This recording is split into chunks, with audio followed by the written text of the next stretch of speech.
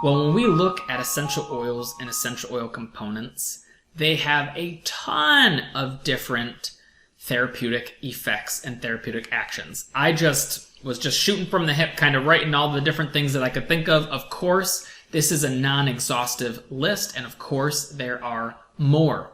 When we look at essential oils, of course, their activity is influenced by the chemistry. And so if we can understand the chemistry that is in a given essential oil, and we can understand the therapeutic effect that that component has, we can better appreciate and better use our essential oils. Okay? So understanding the chemistry helps us understand the therapeutic effects. And that's really important because at the end of the day, why are we using essential oils?